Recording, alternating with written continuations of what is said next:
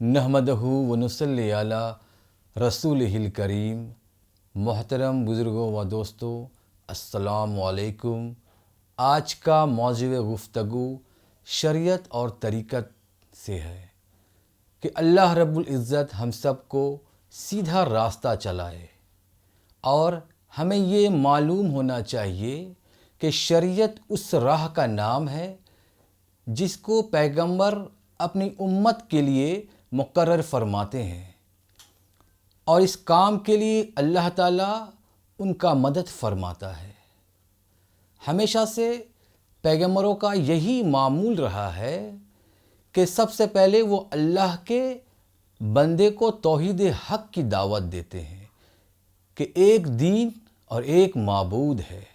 با اتفاق تمام انبیاء کرام نے ایک زباں ہو کر یہی بات اپنی امت کو بتایا کہ وَإِلَٰهُكُمْ إِلَٰهٌ وَاحِدٌ، اللہ ایک اور اکیلا ہے۔ اور پھر فرمایا فَاتَّقُوا اللَّهَ وَأَطِیعُونِ، اللہ سے ڈرو اور اس کی بندگی کرو۔ حضرت آدم علیہ السلام کے زمانے سے لے کر حضور صلی اللہ علیہ وسلم کے عہد مبارک تک جتنے بھی انبیاء کرام اس دنیا میں تشریف لائیں، ان کی باتوں میں کوئی فرق نہیں ہے، کیونکہ اللہ کے وحی کے مطابق توحید حق کی دعوت ہوا کرتی تھی، اور اللہ کی باتیں جو نبی تک پہنچی اور جسے ان حضرات نے قبول فرمایا اسے وحی کہتے ہیں، اور جو لوگ سنتے ہیں، اتباع کرتے ہیں، انہیں امت کہتے ہیں، اور احکام و اصول اور فروغ دعوت کو شریعت کہتے ہیں، اور جملہ احکام کے رکھنے کو اسلام کہتے ہیں، اور اسلام پر ثابت قدم رہنے کو دین کہتے ہیں۔ لہٰذا شریعت اس دین کی راہ کا نام ہے جو پیغمبروں کے ذریعہ قائم ہوتی ہے۔ اور شریعت اور طریقت میں جو فرق ہے وہ یہ ہے کہ شریعت میں روزہ، زکوٰۃ، نماز، کلمہ، حج اور دیگر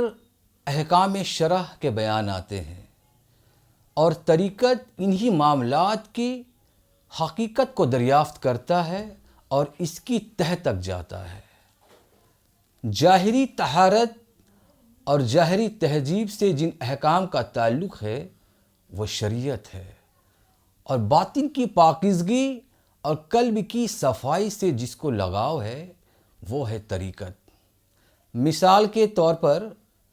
کسی کپڑے کو دھو کر اس طرح صاف کرنا کہ وہ نماز پڑھنے کے قابل ہو جائے تو یہ شریعت ہے، اور باطن کی پاکیزگی اور قلب کی صفائی سے جس کو لگاؤ ہے وہ طریقت ہے۔ ہر نماز کے لیے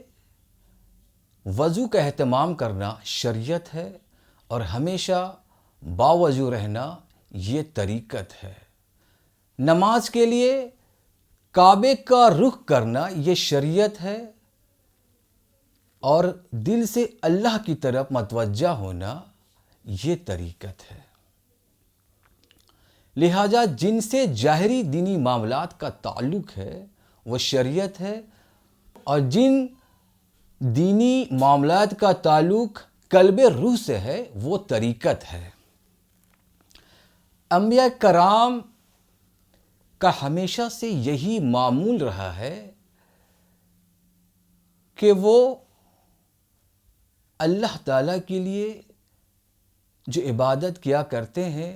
وہ اپنی امت کو بھی اسی کا حکم دیتے ہیں، لیکن بعض اوقات ان کے کچھ اعمال ایسے ہیں کہ اگر ان کا بوجھ امت پر ڈال دیا جائے تو ضعیف الحال امت پس جائیں گے، جیسے تہجد کی نماز پڑھنا،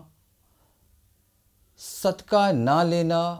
پیٹ بھر کر کھانا نہ کھانا، کم سونا،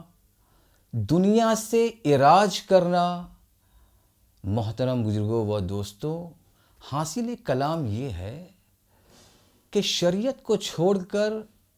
کوئی بھی طریقت کے راستے کو اپنا نہیں سکتا، طریقت کے راستے پر چل نہیں سکتا۔ جو کوئی شریعت کو چھوڑ کر طریقت کے راستے پر چلتا ہے ان کی حالت ایسی ہے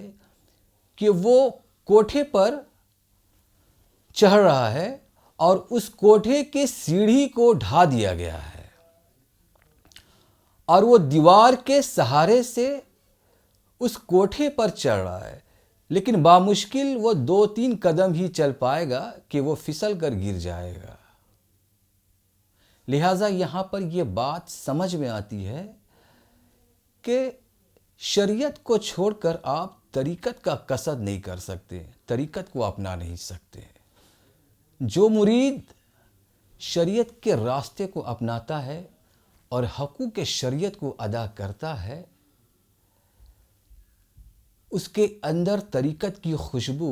خود سے آ جاتی ہے اور وہ سلوک طریقت کو اختیار کر کے خواص کے ہمراہ ہو جاتا ہے۔ وآخر دعوانا ان الحمد للہ رب العالمین وصلی اللہ تعالی علی خیر خلقہ وآلہ وصحابہ اجمعین۔